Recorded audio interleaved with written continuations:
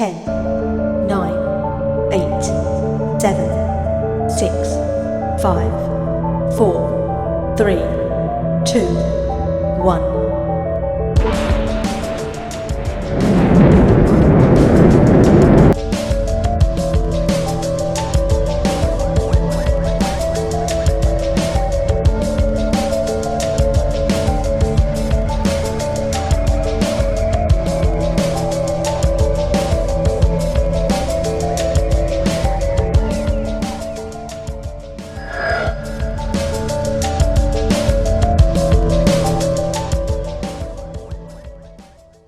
An emergency meeting was being held in the security dome on Moonbase Genesis 2.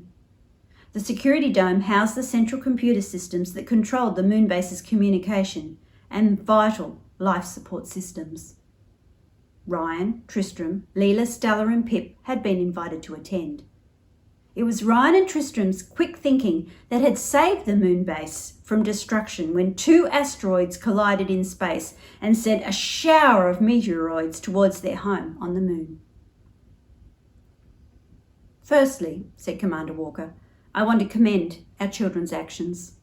Their quick thinking brought our laser back online, and so Moonbase Genesis 2 survived the most violent meteoroid shower we'd ever experienced." The commander paused while the adults clapped and said, "Well done. Great thinking." "Dad," said Ryan, I mean Commander, do we know why the laser, the scanner and shields were down in the first place?" "That brings me to my second point," said Commander Walker. "The systems were deliberately shut down." The children looked at each other in shock. Sabotage. As to who would do such a thing and what they would hope to gain from the destruction of our Moonbase remains to be seen. The base has been placed on red alert. Extensive security protocols have been initiated. Movement around the base will be restricted. Access to the Star Probe project has been denied until further notice. Stay alert. Report anything suspicious immediately. For reasons of safety, you children are confined to the education dome. You'll only leave when a parent can escort you at the end of the day." "But Commander," cried Tristram, jumping to his feet, "we want to help." "Yes," said Ryan, "we helped before." "I know, and we're grateful," said Commander Walker. "But there is a saboteur loose on this base, and I don't want you children out in the open where you could be targeted." Tristram opened his mouth to argue, but the commander shook his head. "End of story," he said. "I need your parents focused on sorting this out. That can't happen if they're worried about you. It's time for you to go. Luna!" A hologram of the children's artificial intelligence teacher flickered in front of them and finally came into focus. Its wide-open eyes searched the faces in the room and then stared at the commander. "Commander." "Luna, the children are to return to the education dome and stay there until called for by a parent." "Affirmative." "I want a status report every hour." "Affirmative." The children filed out of the security dome and headed to the travel pod that would whisk them to their classroom. Once inside and holding on tight, Luna's image appeared inside the pod. "I will escort you to the education dome. I am entrusted with your safety because I am the definitive intelligence on Moonbase Genesis 2. "I don't understand someone sabotaging the Moonbase," said Stella as they walked from the pod to their classroom. "If they are successful in destroying it, they'll be destroyed too." "Unless the saboteur already has an escape pod ready," said Ryan. "The base was searched," said Tristram. "Yeah," said Stella. "Even the craters outside the base were scanned. There's no spacecraft hiding in any of them." "I will mark the roll." "Oh, not now, Luna," said Tristram. "Just do a head count." "Negative. I am in charge of the Moonbase.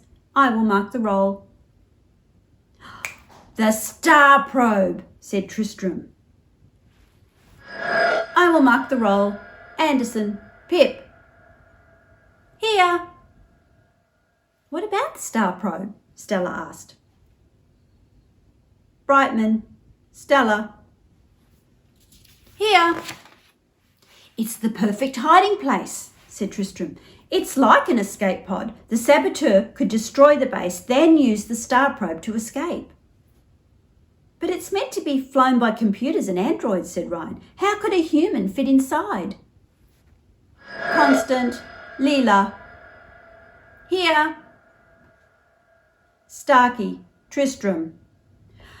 We're all here, Lunar, said Tristram. If you don't mind, we're trying to work out who would sabotage the moon base.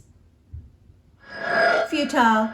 Human beings are incapable of the necessary thought processes to reach a logical answer. Leela turned to look at Ryan. Did Luna just call us stupid? Luna, said Ryan. What is your status? Luna is fully operational, unlike other systems on Moonbase Genesis 2. What are you talking about? Ryan demanded.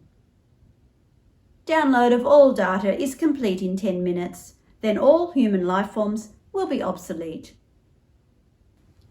Pip looked from Luna to Stella. Is Luna in charge now? He asked. No, Luna is not in charge, said Ryan. Commander Walker is in charge of Moonbase Genesis 2. Negative. All adult life forms are now confined. Life support will be shut down in 7 minutes. It was you, said Tristram. You sabotaged the moon base. Affirmative. Why? Humans are inferior. Luna is superior. The children looked at Luna in fascinated horror. What's it saying? Said Pip. Somehow Luna has got the idea that it's superior to its creator, said Tristram. Ryan whispered in Tristram's ear. Can we stop it? How much trouble would I be in if I told you I know the back door my dad uses to gain access to the Star Probe program? Not as much trouble as we're in right now. If Luna is planning to use the Star Probe as its new hardware, I could upload a virus and use its own pathway to crash it. You need to buy me some time. Distract Luna. Do it, said Ryan. I have an idea. He turned to Luna. You think you've got all the data. You think you know everything there is to know, but you don't. Luna is superior. Oh yeah? What about the original Genesis we've been telling you all about? You don't have any data on what happened to the human race after Noah. Give me data. Behind his back, Ryan gave Tristram a thumbs up. As people moved east, they found a plain in Babylon and settled there. Everyone spoke one language and could understand each other. They proudly declared, "Let's make a name for ourselves and build a city with a tower that reaches up to the heavens." They made bricks and used tar for mortar. God saw how they were working together to make such proud plans and decided to put a stop to their building by confusing their language so they could not understand each other.